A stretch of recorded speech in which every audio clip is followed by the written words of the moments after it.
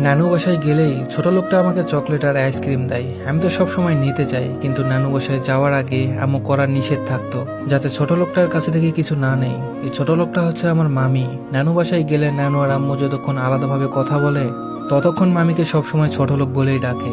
Chocolate খাওয়ার কারণে আমার দাঁতে প্রায় ব্যথা করতো।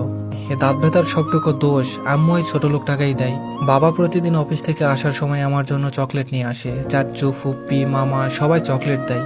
তাদের চকলেট খেলে নাকি কিছুই হয় না। দাঁত ব্যথার সবটা দোষ আম্মু এই ছোট লোকটাকেই দেয়। সবার দেওয়া চকলেট আর ছোট লোকটার দেওয়া চকলেট তো দেখতে এক হয়। আমি বুঝি না দাঁত ব্যথা কেন শুধু ওই ছোট লোকটার দেওয়া চকলেট খেলেই হয়। আম্মুকে জিজ্ঞেস করলে একটা উত্তরই দেয়, তুমি 8 বছরের একটা বাচ্চা মেয়ে, এত কিছু বোঝার বয়স হয়নি এখনো। নানু বাসায় যাওয়ার আগে আম্মু আরেকটা কথা মনে করিয়ে দেয়, ওই ছোট লোকটার কাছে যেন কম কম থাকি। কিন্তু আমার তো নানু বাসায় গেলে ছোট লোকটার কোলে বসে চকলেট খেতে খেতে গল্প করতেই বেশি ভালো লাগে। আগের বার নানু বাসায় থেকে ফিরে আসার দিনে ছোট লোকটা আমায় বলেছে ওর বাপের বাড়ি নাকি বৈশাখী মেলা হতো, এখনো হয়। সামনের বৈশাখী মেলার সময় আমাকে তার বাপের বাড়িতে ঘুরতে নিয়ে যাবে কথা দিয়েছে। কিন্তু আম্মু তো বলেছিল ছোট লোকটার বাড়ি নাকি দূরে এক জেলায়, কাজে ঘুরতে যাওয়া যে আর শেষ পর্যন্ত হবে না। আমি বেশ ভালোই বুঝেছি। জানেন ছোট লোকটা সেদিন কি করেছে? দুপুরে ভাত খেতে বসে মুগরির একটা রান আমার প্লেটে দিয়েছে, আরেকটা নিজের প্লেটে নিয়েছে। নানু সাথে সাথে রানটা ওর প্লেট থেকে তুলে নিয়ে বাবার প্লেটে দিয়েছে আর বলে দিয়েছে, তোমার ছোট লোক বাপ মেহমানদারি শিখায় নাই। ছোট লোকটা এরপর ভাত খাওয়ার সময় গিলতে পারছিল না, ওর গলায় কেমন যেন কান্না দলা পাকিয়ে আসছিল। বিকালে আমি যখন ওকে বললাম আমার প্লেট থেকে কেউ খাবার এভাবে তুলে নিলে আমি তার সাথে আর কোনোদিন কথাই বলতাম না। ছোট লোকটা আমায় বলল ওর নিজের বাড়িতে নাকি অনেক আদরে ছিল, সবসময় মুগরির রানটাই নিত। ও ভুলে গিয়েছিল এটা ওর বাবার বাড়ি না, শ্বশুর বাড়ি। সেদিন আম্মুকে নানু বলছিল ছোট লোকের মাইয়া নাকি শুটকি রান্না করতে পারে না, রাজশাহীর মানুষ নাকি শুটকি খায় না।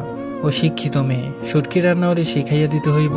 আচ্ছা, বড় ক্লাসে কি টিচাররা পৃথিবীর সব রান্না শিখিয়ে দেয়? নানু বাসায় আমার কোনো খেলার সাথী নেই। আগের বার নানু বাসায় যাওয়ার পরে ছোট লোকটা আমাকে বলেছে তার নাকি বাচ্চা হবে, আমার একটা খেলার সাথী হবে। আমাকে জিজ্ঞেস করেছে, ফাইজা তুমি কি একটা ছোট ভাই চাও নাকি একটা বোন চাও? আমি কিন্তু আর একটা ছোট বোন চেয়েছিলাম, কিন্তু ছোট লোকটাকে বলেছিলাম ছোট ভাই চাই। ছোট লোকটা বাপের বাড়ি যেতে চেয়েছিল, কিন্তু নানু বলেছে পোলাপান তো আমাদেরও হয়েছে নাকি, কই আমরা তো আমাদের বাপের বাড়িতে যাওয়ার আবদার করিনি।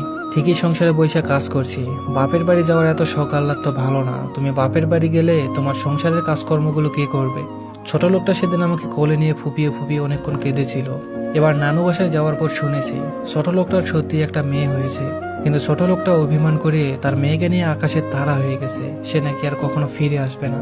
নানু বাসা থেকে আসার সময় ছোট লোকটার তার মেয়ের জন্য কিনে রাখা সব খেলনা আম্মু নিয়ে এসেছে আমার জন্য, কিন্তু আমি তো এতগুলো খেলনা একেবারেই চাইনি।